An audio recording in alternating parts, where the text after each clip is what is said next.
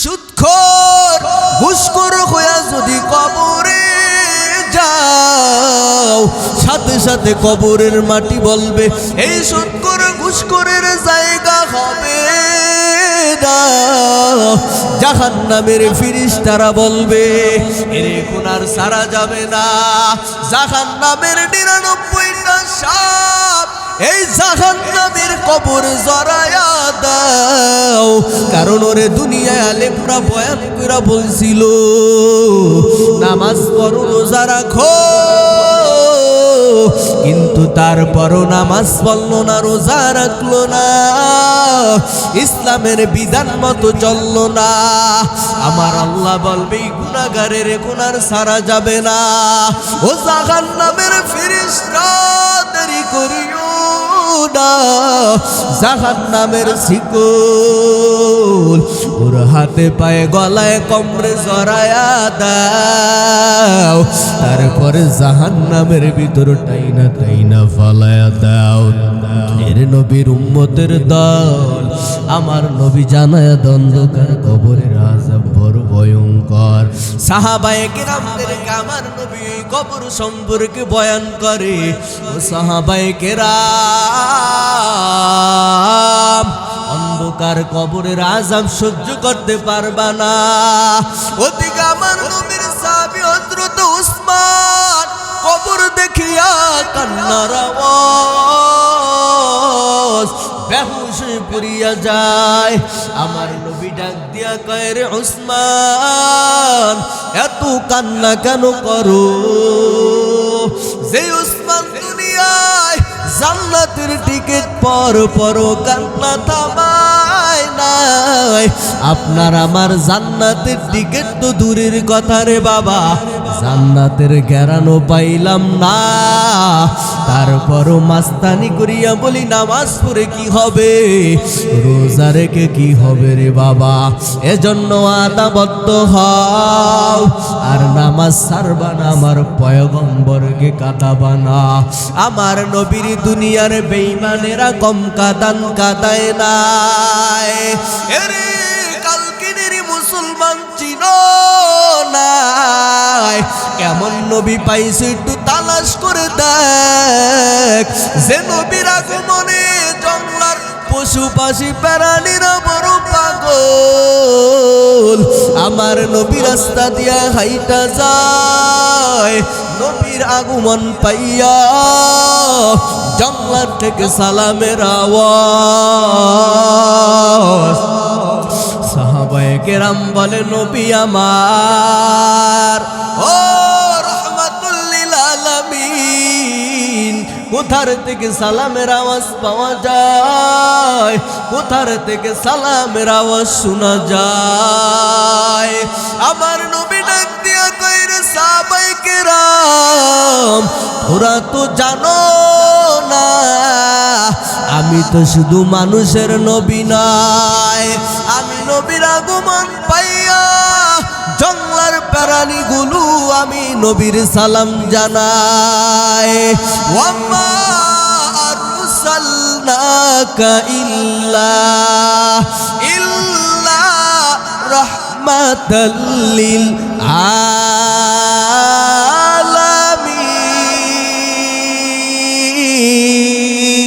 আলামিন। One Nazma wash শাজারা ইয়াসজুদান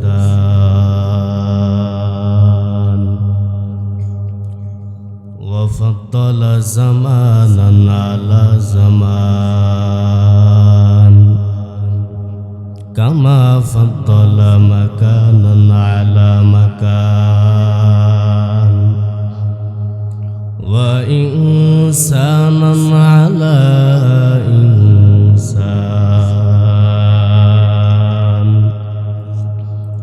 ওয়া নাশহাদু আল্লা ইলাহা ইল্লাল্লাহু ওয়াহদাহু লা শারীকা লাহু লা জিদ্দা লাহু ওয়া লা নিদ্দা লাহু ওয়া লা মিসলা লাহু। ওয়া নাশহাদু আন্না সাইয়্যিদানা ওয়া সানাদানা ওয়া হাবিবানা وحبيب ربنا وطبيبنا وطبيب قلوبنا ومولانا محمدا عبده ورسوله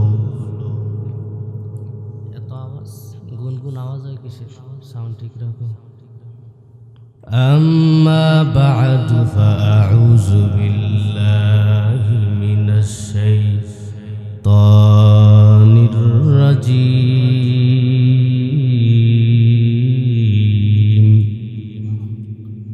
بسم الله الرحمن الرحيم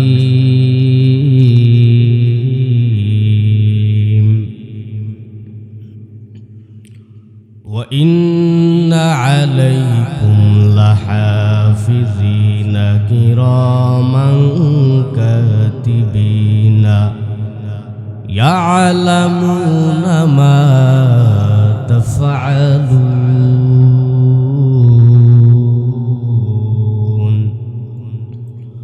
وقال رسول الله صلى الله عليه وسلم لا يدخل الجنة جسد الغزي بالحرام أو كما قال النبي عليه الصلاة والسلام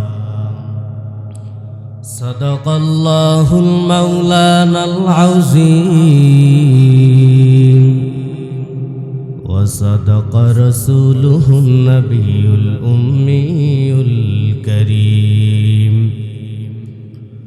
ونحن على ذلك لمن الشاهدين والشاكرين والذاكرين والحمد لله رب العالمين এ দুনিয়া মিছে গলে ভাই সুদূর খেলা ঘর চোখ বুঝিলে দেখবি রে মনকে আপন আর কে বাপর কোথা থেকে আগমন কোথা যেতে হবে রে কে আনিল কি কারণে জানা নাই ভবেতে লা ইলাহা ইল্লাল্লাহ লা ইলাহা ইল্লাল্লাহ লা ইলাহা ইল্লাল্লাহ লা ইলাহা ইল্লাল্লাহ লা ইলাহা ইল্লাল্লাহ লা ইলাহা ইল্লাল্লাহ আমরা সবাই গুনাহগার গো নবীজি আপনায় দেখলাম না এই কারণে সেই কারণে রোজ হাসরেতে আপনি মোদের ভুইলেন না আল্লাহুম্মা সাল্লি আলা সাইয়্যিদিনা মাওলানা মুহাম্মদ ওয়া আলা আলি সাইয়্যিদিনা মাওলানা মুহাম্মদ সাল্লাল্লাহু আলাইহি ওয়াসাল্লাম। আপনারা সবাই ভালো আছেন তো? আপনারা যদিও সংখ্যায় কম, আপনাদের আওয়াজ অনেক বেশি। এজন্য আজকের এই সাদিপুর কালকিনির উদ্যোগে যে মাহফিল পেয়ে আপনারা খুশি না বেজার? কারা কারা বেজার তো হাত উঠে দেখায় দেন। বক্তা সারা রাত ওয়াজ করতেছে, ইউসুফ ইউসুফ বইলা চিল্লায়া গেল, রাস্তায় যায় বিড়ি ধরাইছে, আর একটার জিগে এত রাত্র ওয়াজ করলো, এত কণ্ঠ সুন্দর, কোন তো যে আল্লাহ মিলাইলো। একটার জিজ্ঞাসা ইউসুফ কি ছেলে নামে? ওয়াজ শুনলো না সুর শুনলো? সুর শুনছে, কি শুনছে? তো সুর শুনলে হবে না, সুরও শুনবেন, ওয়াজও কি করতে হবে? শুনতে হবে। 20 বছর ধরে ওয়াজ শুনে অথচ নামাজ পড়ে না, আছে না এরকম বদমাইশ? ওয়াজ আপনারা কি বেজার হন কেউ? ওয়াজ শুনতেছে, নামাজ পড়ে না। 30 বছর হয়ে গেছে ওয়াজ শুনতে শুনতে, দাড়ি বাইকা গেছে, চুল বাইকা গেছে, তারপরও কি করে না? রোজা রাখে না। তো ওয়াজ শোনার কোনো ফায়দা হলো? ওয়াজ শোনার পাশাপাশি কি করতে হবে? আমল করতে হবে। কি করতে হবে? এই যে আজকের মাহফিলে সভাপতিত্ব করবেন নন্দিত আলেমে দ্বীন হযরতুল আল্লাম হযরত হাফেজ মাওলানা মুফতি মনির হোসাইন সাহেব দামাত বারকাতুহুম, আরও ওলামায়ে কেরামরা গুরুত্বপূর্ণ আলোচনা করেছেন। হযরত মাওলানা হাবিবুর রহমান যুক্তিবাদী, তারপরে আলোচনা করেছেন হযরত মাওলানা মুফতি ফিরদাউসুর রহমান সাহেব। আজকের মাহফিল পরিচালনায় আমার মহব্বতের কলিজার প্রিয় ভাই হযরত মাওলানা এস.এম. আজিজুল ইসলাম সাহেব দামাত বারকাতুহুম। তো আপনাদের এই সুন্দর আয়োজন, এটা তো আসলে জান্নাতের একটা কি পরিবেশ, ঠিক না? আজকে কিন্তু খিচুড়ি আছে, আপনাদের নাই। তারপরে খিচুড়ি ছাড়া যে আপনারা এখানে বসছেন, এটার প্রমাণ হলো আজকের এই কালকিনির মুসলমান প্রমাণ করে আমরা কি আল্লাহ প্রেমিক, রাসূল প্রেমিক, ঠিক না বেঠিক? অনেক মাহফিলে খিচুড়ি দিয়েও মানুষ কি করা যায় না, আনা যায় না। তো আপনারা যে খিচুড়ি ছাড়া আসছেন, নির্দ্বিধায় প্রমাণ হয়ে গেল আপনারা রাসূলের মোহাব্বতি কোরআনের বাগানে কি আসছেন। আচ্ছা, কেডা কেডা সারা রাত ওয়াজ শুনবেন? হাত উঠে দেখায় দেন দি। আল্লাহু আকবার। আমার পিছের বাবাজিরা হাত উঠেছে একটু দেরিতে, এরা মনে করছে আরে সারা রাত হুজুর ওয়াজ করবো, খেয়ালে কাম নাই। আমি তো সারা রাত ওয়াজ করবই না। তারপরও যারা সারা রাত ওয়াজ শোনার নিয়তে হাত উঠাইছে, এরা কিন্তু সারা রাত ওয়াজ শোনার সব কিন্তু কি পায়া গেছে। পিছে যারা হাত উঠায় না, এরা কয় হায় হায়, তাহলে হাত নুড়ে কি লস হয়ে গেল না? এই জন্য ভালো কাজের নিয়ত করলে সাথে সাথে কি সওয়াব আমল নামায় দেওয়া হয়। ও অনেকে বলে যে আলেমুল আমাদের মাথায় বুদ্ধি কম, এরকম কিছু সূরা আছে না? আরে সুদখোর, ঘুষখোর, হারামখোর, বেনামাজির বুদ্ধি যেখানে শেষ, সেখান থেকে আলেমুল আমাদের বুদ্ধি কি হয়? শুরু হয়। বাদশাহ আকবরের জবানে একটা ধর্ম হচ্ছে খিচুড়ি মার্কা ধর্ম। কি ধর্ম?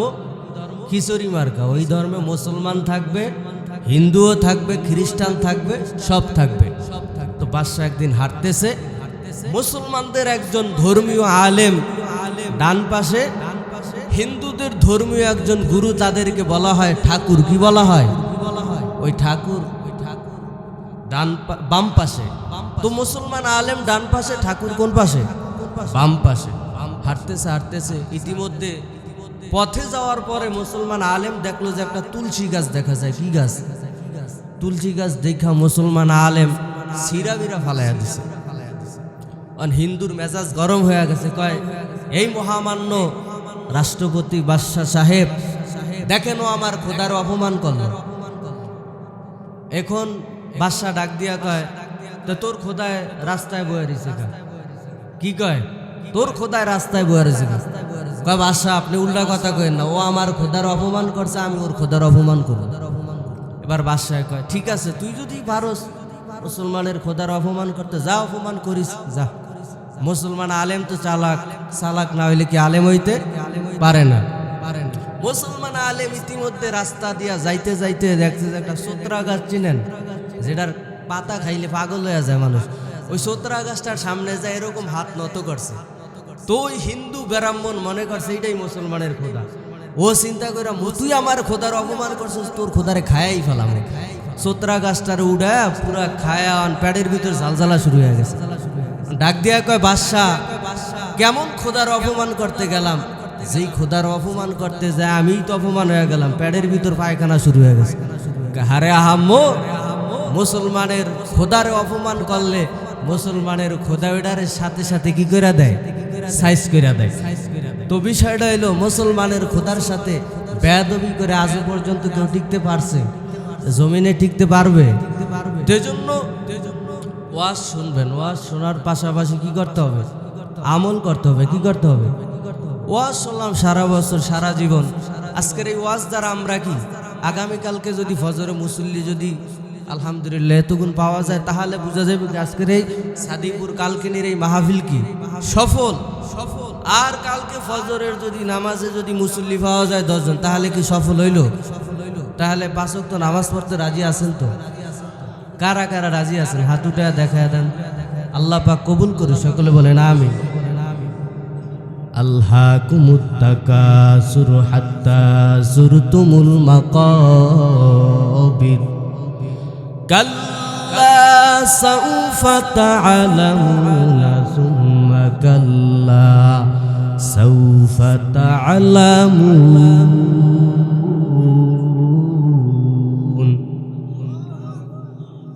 সূরা তাকাসুর। ও নবীর উম্মত, আল্লাহর গোলাম, জমিনের ভিতর চলার পথে বান্দা এমন ট্যাবলেট খাইছো, যেই ট্যাবলেট সূরা তাকাসুরের ভিতর বলা হয়েছে মুসলমান তাকাসুরের ট্যাবলেট খাইছে। কিসের ট্যাবলেট? তাকাসুরের ট্যাবলেট খাইছে। কিভাবে তাকাসুরের ট্যাবলেট খাইলো রে বাবা? খেয়াল করেন, মনোযোগ দেন। আল্লাকুমুত তাকাসুর হাত্তা যুরতুমুল মাকাবির কাল্লা সাউফা তা'লামুন।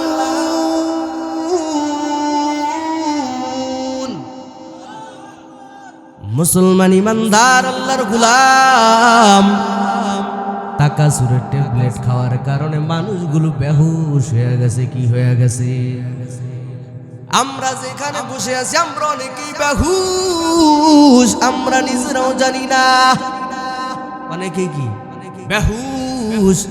বলবেন হুজুর কিভাবে বললেন? বেহুশ হইলে কথা বললাম কিভাবে? এরে আমার বাজানেরা, যদি হুশ থাকতেন তাহলে সুদ কিভাবে খান? ঠিক না ঠিক? এই যে ব্যক্তি কি হুশ আছে, হয় কি ইসলামের বিধানের বিরুদ্ধে কথা বলতে পারে? যার হুশ আছে সে কি হারাম খাইতে পারে? তাহলে যার হুশ থাকে সে কি নামাজ ছাড়তে পারে? তাহলে আমরা কিসের ট্যাবলেট খাইলাম? তাকাসুরের ট্যাবলেট। মুখস্থ করেন, কিসের ট্যাবলেট? ওই তাকাসুরের ট্যাবলেট খাওয়ার কারণে বান্দা বুঝা যায় দুনিয়াতে তুমি হুশ, কিন্তু আসলে প্রকৃতিকভাবে তুমি বেহুশ হয়ে আছো। এই বেহুশ অবস্থায় একটা মানুষকে কোথায় রাইখে আসতেছি আমরা? কবরে রাইখে আসছি। কোথায়? কারণ সুদ খায়া, ঘুষ খায়া, হারাম খায়া মারা গেলে ওরে কবরে নিল বেহুশ না? দুনিয়ায় দেখা যায় হুশ, আসলে ও কি বেহুশ। সুদের কথা বললে আপনারা কি বেজার হন? কারণ রাসূল যে জিনিস নিষেধ করছে আমরা সে জিনিস কি কখনো খাবো না। মুসলমান সেটা সম্পৃক্ত করতে পারে না।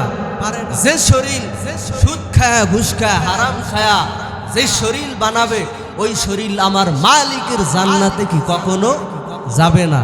যদি কেউ ওই মাইকের আওয়াজ পেয়ে থাকেন, আমার এই সাদিপুর কালকিনির বাবাজিরা যদি এই সুদের সাথে, কারবারের সাথে জড়িত থাকেন, আজকে অনুরোধ করবো আজকে থেকে কি তওবা কইরা সাইরা দেন।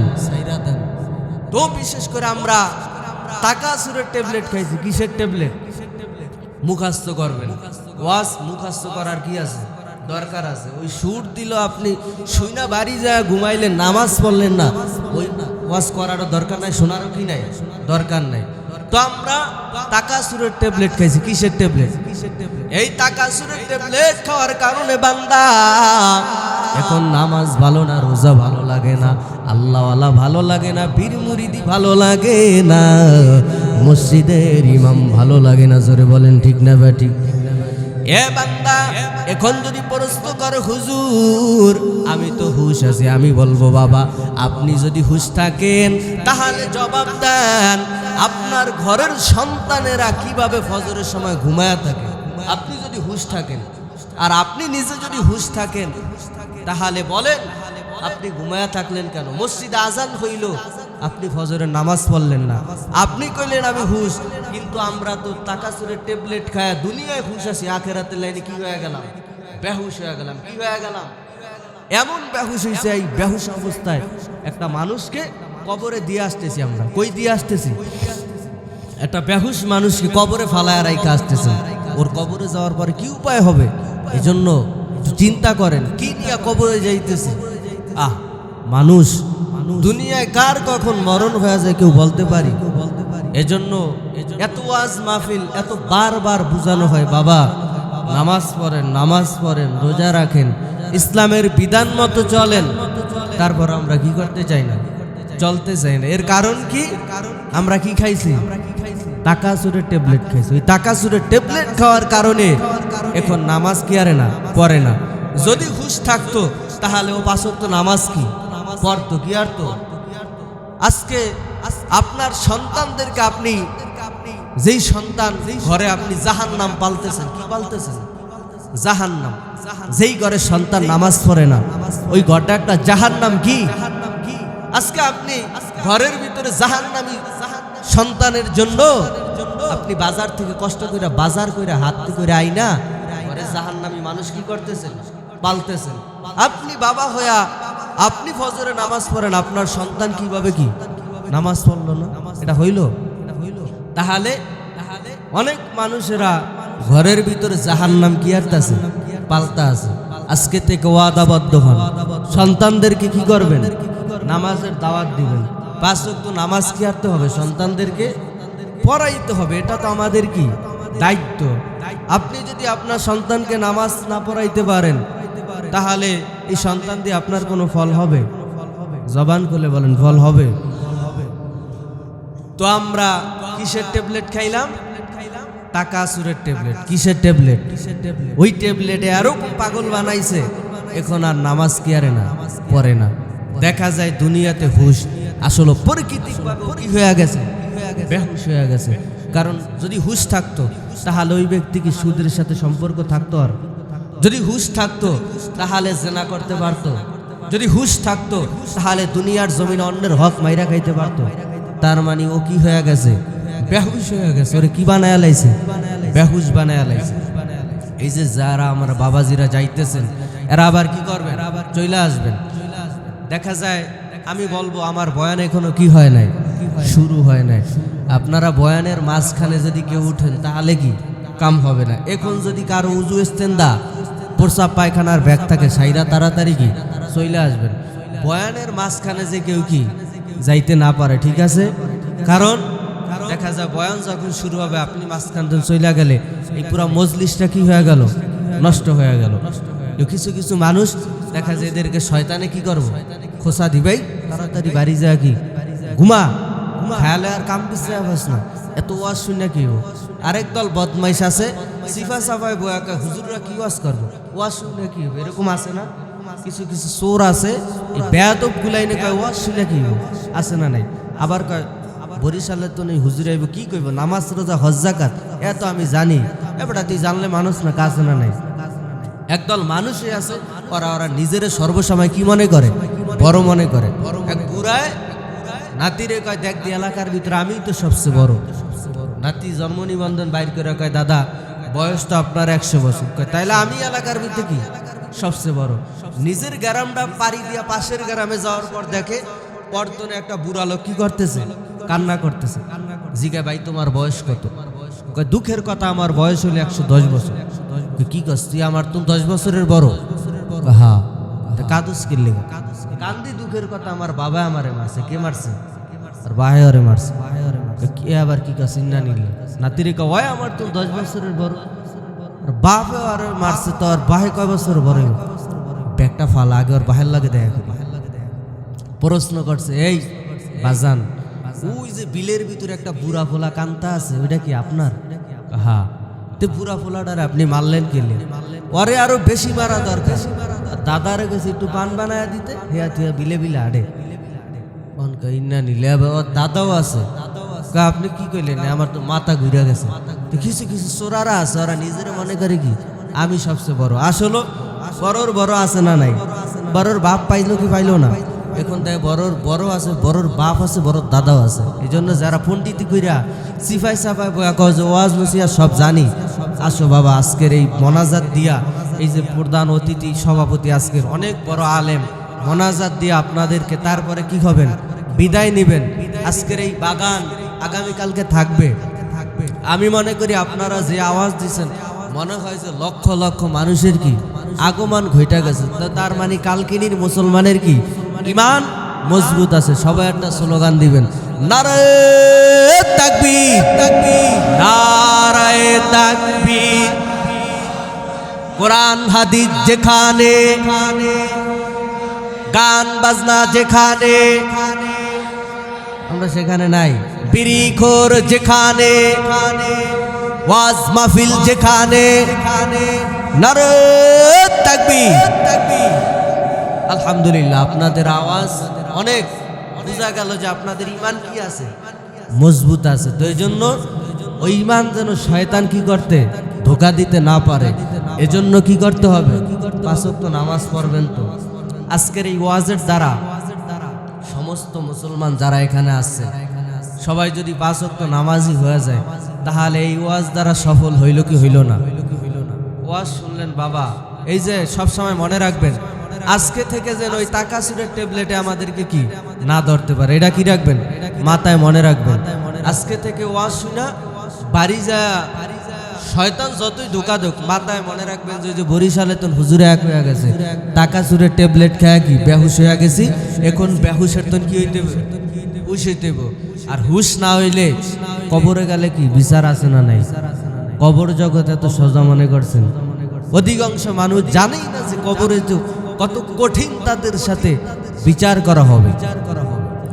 ইন্নাল কুবুর রাউযাতুম মির রিয়াজিল জান্নাহ আও হুফরাতুম মিন হুফারিন নার। আল কবরু রাউযাতুম মির রিয়াজিল জান্নাহ আও হুফরাতুম মিন হুফারিন নার। এরা সাদিপুর কালকিনির মুসলমান নবীর আশিক,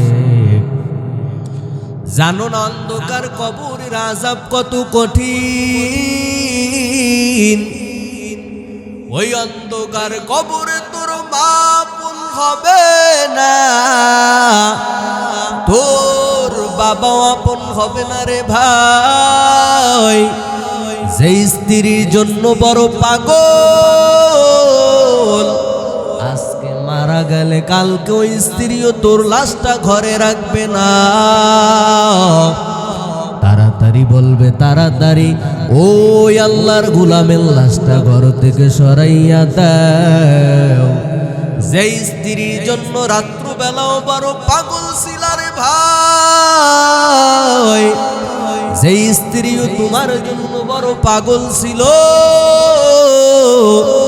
আজকে রাত্রে যদি মারা যাও, ওই মোহব্বতের স্ত্রীও বলবে না লাশটা ঘরে রাইখা দাও, বলবে কি বলবে? স্ত্রীও বলবে তাড়াতাড়ি ঘর থেকে সরাও, আমি বড় ভয় পাই। কিছুক্ষণ আগে তোমার যে বিবি ছিল মোহব্বতের পাত্র, এখন বান্দা তোমার রুহটা চলে গেছে, এখন ওই স্ত্রীও তোমায় চিনে না। তোমার আদরের সন্তানেরা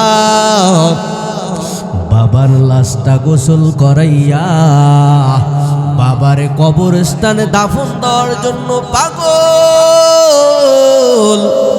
ওরে নবীর উম্মতের দল, বান্দা দুনিয়াতে এত অর্থ কামাই করলা, বাড়ি করলা, গাড়ি করলা, তোমার ওই টাইস করা বিল্ডিং থেকে তোমার এই লাশটা সন্তানেরা গোসল করায়া গোরস্থানের দিকে নিয়ে হাজির।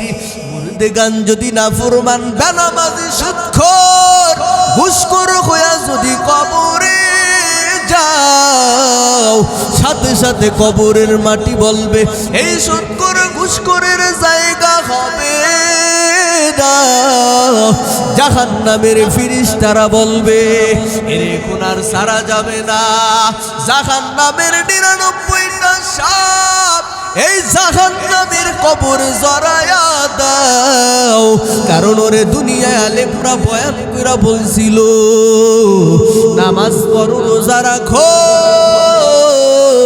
কিন্তু তারপরও নামাজ পড়লো না, রোজা রাখলো না, ইসলামের বিধান মতো চললো না।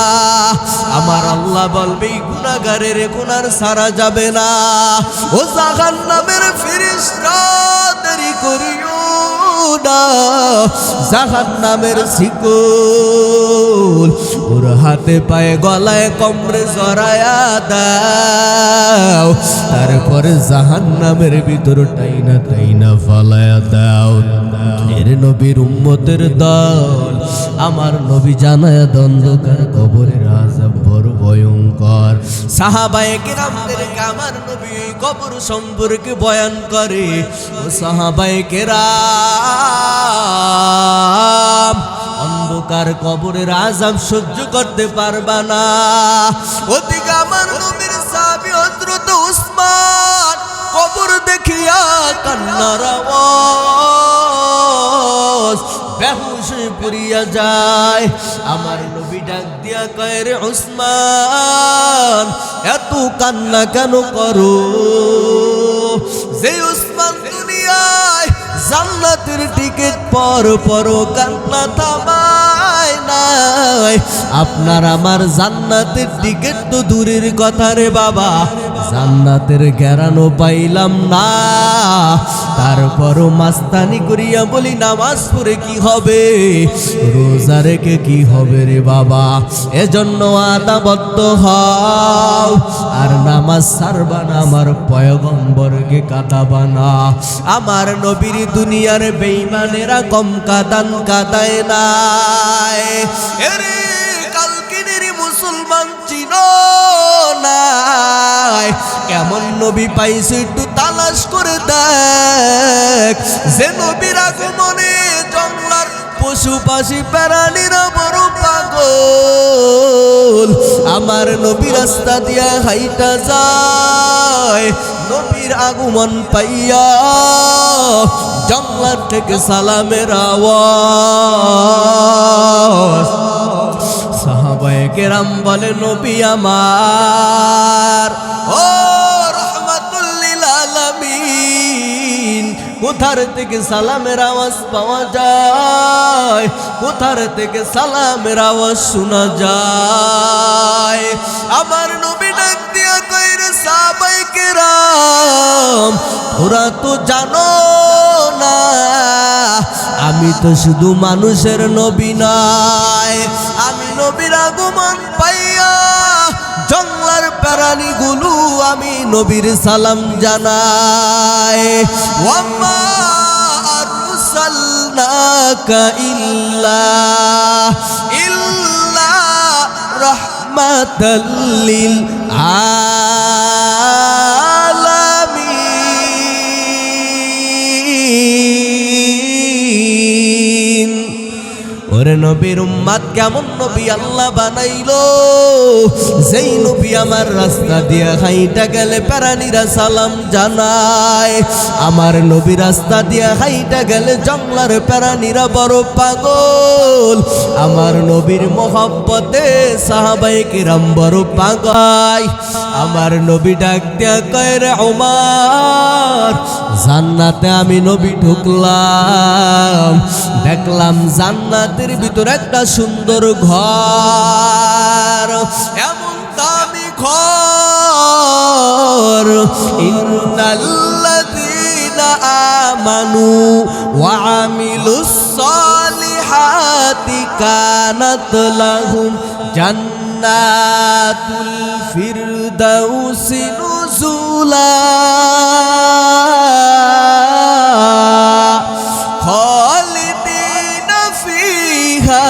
لا يبغون عنها حولا।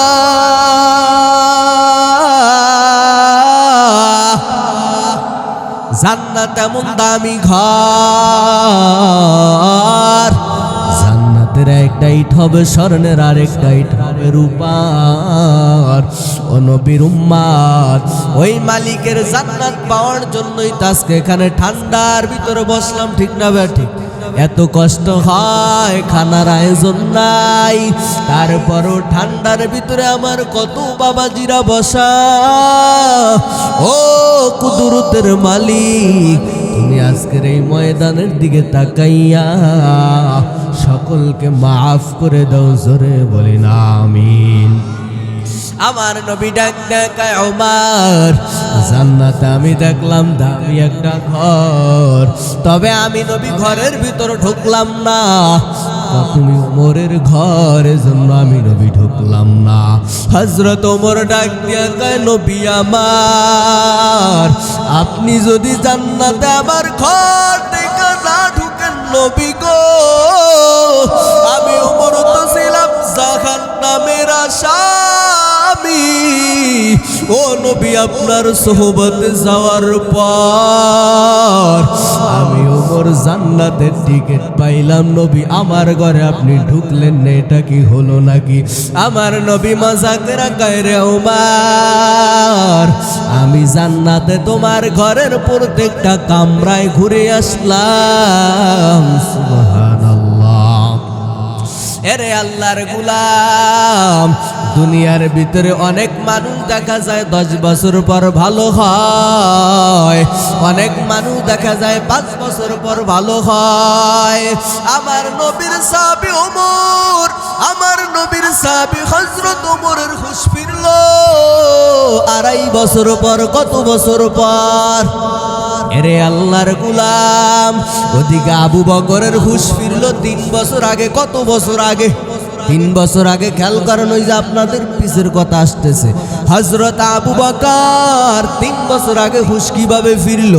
কারণ হযরত আবু বকর 3 বছর আগে স্বপ্ন দেখেছে আমার নবীর এক সাহাবী হযরত দামি আবু বকর বলে, আমি গভীর রাত্রে ঘুমান্ত বেলায় স্বপ্ন দেখলাম, অন্ত বেলায় স্বপ্ন দেখি একটা আসমানের চাঁদ আমার কোলে ঘুমান্ত। আমি ওই জমানার পাদ্রীর কাছে প্রশ্ন করলাম, রে পাদ্রী ভাই, আমার এই স্বপ্নের ব্যাখ্যা দাও। পাদ্রী ডাক দিয়া কয়, ওরে আবু বকর, তুই তো জানো না শেষ জমানার নবী তুই আবু বকরের কোলে ঘুমাবে, তোর কপালটা বড় ভালো। হযরত আবু বকর বলে, নবী আমার, আমি সেই দিন থেকে তালাশ করলাম কোথায় রহমতের নবীর পাওয়া যায়। একদিন হঠাৎ করে দিনের নবী, মায়ার নবী দাওয়াত দিয়া রওয়ানা। হযরত আবু বকর ডাক দিয়া কয়, ও মুহাম্মদ, আমি শুনেছি তুমি নাকি শেষ জমানার নবী হবা, তবে তুমি যদি শেষ জমানার নবী হও, তোমার চেহারায় নূরের ছাপ পাওয়া যায়, তোমার চেহারায় নূরের আলো পাওয়া যায়, তাহলে তুমি আমার কালেমা পড়াইয়া মুসলমান বানায় দাও। সুবহানাল্লাহ। ওদিকে ওমরের হুঁশ নাই। যদি হুঁশ থাকতো তাহলে বলেন গর্দান আনার জন্য নবীর কাছে যায়, আওয়াজ দিয়া দিল, যদি মুহাম্মদের গর্দান আনা যায় 100 লাল উট পুরস্কার দেওয়া হবে। ওদিকে হযরত ওমর দৌড়ায় আমার নবীর গর্দান আনার জন্য। পথের ভিতরে আওয়াজ দিয়া দিছে, ওরে ওমর কোথায় যাও? তুই যে নবীর গর্দান আনার জন্য যাও, ওই নবীর হাত ধরিয়াই তো তোর বোন ফাতেমা ইসলাম ধর্ম গ্রহণ করেছে। ওমর বলে, ঘরের দুশ্মনের বিচার করি, তরবারি নিয়া উল্টা পথে হাজির। বোনের দরওয়াজায় এসে ডাক দিছে, রে বোন দরওয়াজা খোল। হযরত ওমরের বোন কাপা কাপা কণ্ঠে বলে, রে ভাই দরজা খোলা যাবে না। দরজার ভিতর লাথি দিয়া ভিতর ঢুইকা যখন হযরত ওমর তার ভগ্নিপতির যখন তরবারি দিয়ে আঘাত দিবে, এমন সময় হযরত ওমরের বোন তরবারি তরবারি আগা দিছে ওই তরবারিতে ভাজিয়ে হযরত ওমরের বোনের মাথা দিয়া রক্ত বের হয় এক পর্যায়ে হযরত ওমর ডাক দিয়া বলে রে বোন তুই কার হাতে ইসলাম গ্রহণ করেছো কোন কালেমার ট্যাবলেট তুই খাইছ আমার একটু বল আমি একটু সেই কোরআনটা পড়ে দেখি হযরত ওমরের বোন ডাক দিয়া বলে রে ভাই তুমি তো নাপাক এ ভাই তুমি পবিত্রতা অর্জন করে আসো তারপরে কোরআন তোমার হাতে দিব রে ভাই যাও হযরত ওমর গোসল করিয়া বোনের দরওয়াজায় হাজির বলে বোন আমার হাতে কোরআন দাও কোরআন পড়তেছে তাহা মা আনজালনা আলাইকাল কুরআনা লিতাশকা ইল্লা তাযকিরাতাল লিমান ইয়াখশা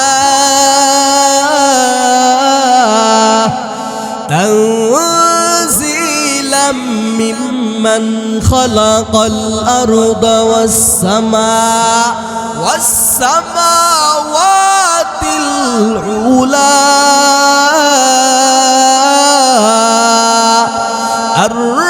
আর-রহমানু আলাল আরশি ইস্তাওয়া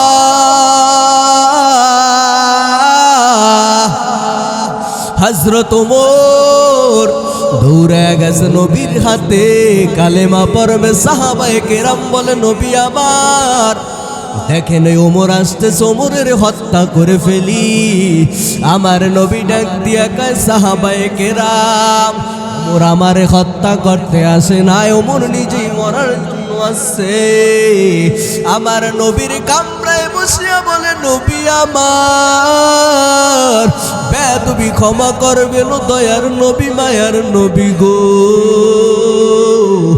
আগে আপনি আপনার হাত দিয়া দামি হাত দিয়া কালেমা পড়ায়া দেন নবী আমার বেদবি করেছি নবী গো ও নবী আমি তো জাহান্নামের আসামি আপনার দামি হাত দিয়া কালেমা পড়াইয়া আমি ওমরের দেন তারপরে আমার গর্দান কেটে দেন আমার কোনো দুঃখ নাই সাহাবায়ে কেরাম বলে নবী গো ওই ওমর আপনারা তো পাগল ওই নবীর পাগল হওয়ার দরকার আছে না নাই আরো জোরে বলেন আছে না নাই ওই নবীর প্রেমে যদি পাগল হইতে চাও হযরত ওমর ছিল আমার নবীর পাগল ডেকেল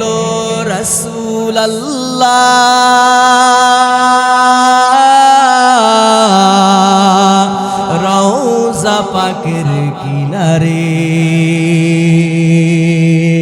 আল্লাহ ও আল্লাহ ক্ষমা করে দাও মাফ করে দাও আল্লাহ ও আল্লাহ ক্ষমা করে দাও মাফ করে দাও ডেকেলো রাসূলুল্লাহ রওজা পাকের কিনারে হে রাসূল তোমায় ভালোবাসি অন্তরে শুধুই মুখে না ঠিক না বা ঠিক হে রাসূল তোমায় ভালোবাসি অন্তরে শুধুই মুখে না তোমার ওই নাম শুনিলাম এই চোখ দেখলাম না এই সুর যদি শুনে থাকো একবার দেখা দাও না এই সুর যদি থাকো, একবার দেখা দাও না। হে রাসূল তোমায় ভালোবাসি, অন্তরে শুধুই মুখে না। ঢেকেলো রাসূলুল্লাহ রওজা পাকের কিনারে। হে রাসূল তোমায় ভালোবাসি, অন্তরে শুধুই মুখে না। ঠিক না ব্যাঠি? সেই রাসূলের মোহাব্বত ভালোবাসা আছে না নাই? রাসূলের ভালোবাসার কারণেই তো আজকে আমরা এই বাগানের ভিতরে কষ্ট কইরা, এই যে ঠান্ডার ভিতরে কি পরিমাণ আজকে কিছুদিন যাবত অনেক কি পড়তেছে, ঠান্ডা পড়তেছে, কষ্টের ভিতরে ঠান্ডার ভিতরে বসে আছি সেই রাসূলের মোহাব্বতের কারণে তো। ঠিক না ব্যাঠি? এজন্য মুসলমান নবীরা আসে, চলবো না বন্ধ হবে? চলবে। এরে আল্লাহর গোলাম পয়গম্বরের উম্মত, আমার নবীর সামনে ওমর বসা, ওদিকে দামি সাহাবী হযরত আবু বকর বসা। আবু বকর বলে, নবী আমার জন্য কি কোনো সুসংবাদ নাই? আমার নবী বলে, আবু বকর, জান্নাতে যাওয়ার জন্য আমার উম্মতের এত কষ্ট করবি, ঠান্ডার ভিতর পানি দিয়া উযু করিয়া ওই শীতের রাত নামাজ আদায় করবে।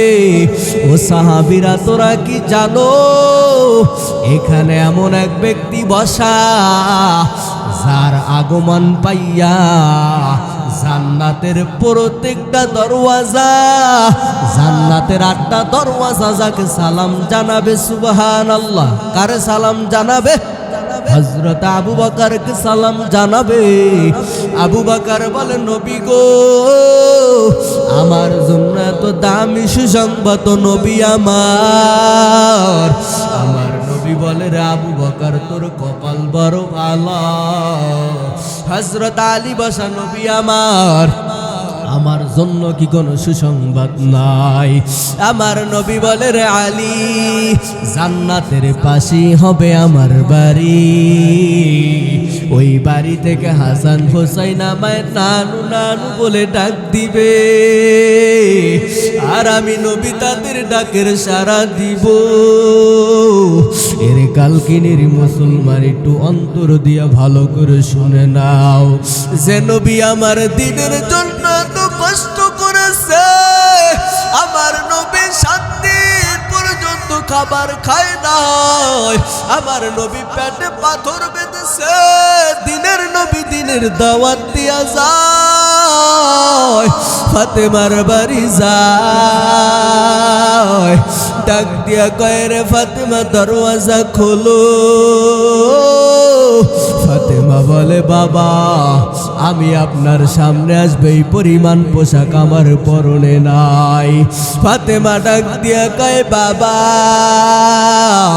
আমার শরীরের পোশাকগুলো নরম হয়ে বিভিন্ন জায়গা দিয়া ছিঁড়ে গেছে, আমার নবী জাল্লা দিয়া ফিক্কা দিয়া নবীর দামে রুমালটা ভিতরে দিল।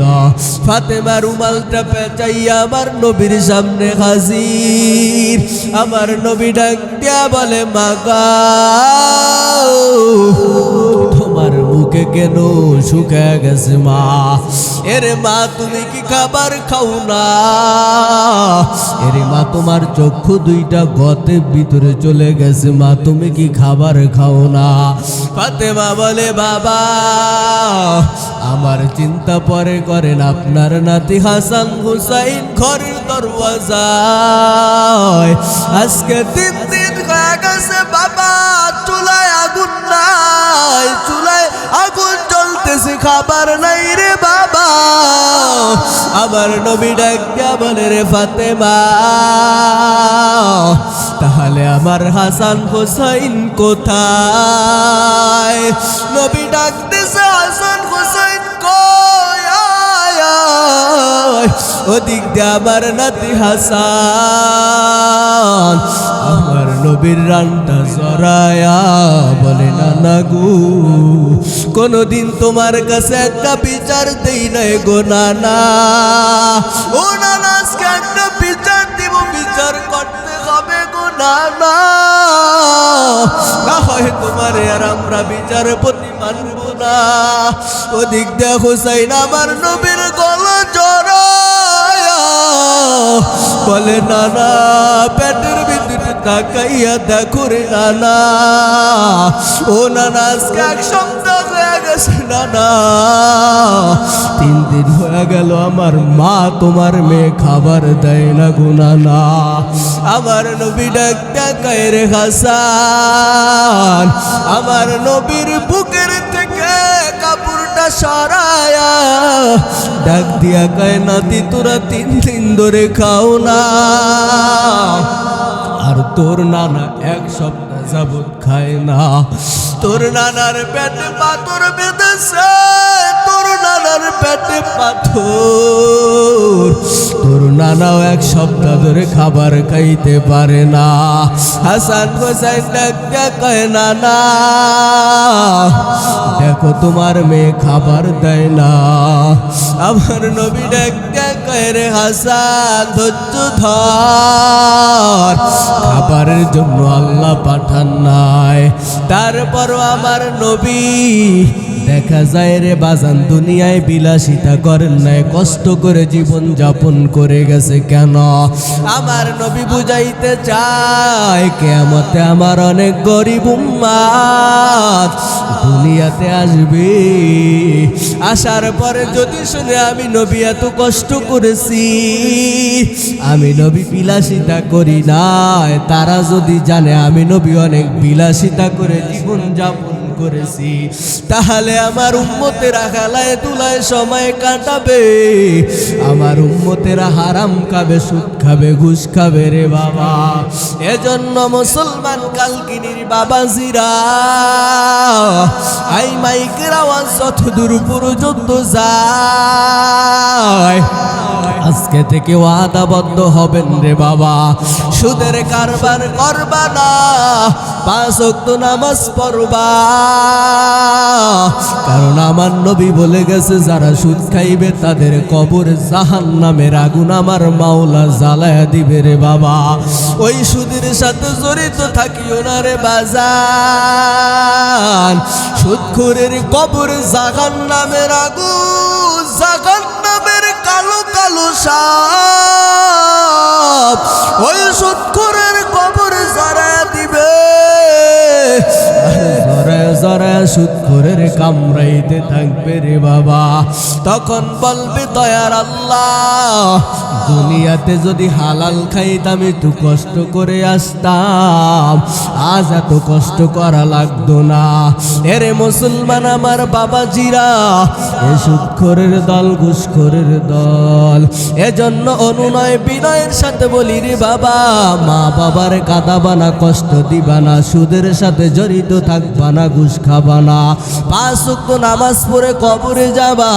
মুনাফিকি যদি না থাকে, সঠিক দিলওয়ালা মন থাকে, 2 হাত উঠে আমার আল্লাহরে দেখায়া দাও, এ আল্লাহ তাকায়া দেখো তোমার কত পাগলেরা হাত বাড়াইছে গো আল্লাহ। এই সাদিপুর কালকিনির জমিন আর হারাম খাবে না, সুদ খাবে না, ঘুষ খাবে না, আল্লাহ 5 ওয়াক্ত নামাজ পড়বে। আল্লাহ ওয়াদা কবুল করে নাও, আজকের এই মাহফিল কবুল করে নাও, সকলকে তুমি মাফ করে দাও, জোরে বলেন আমিন।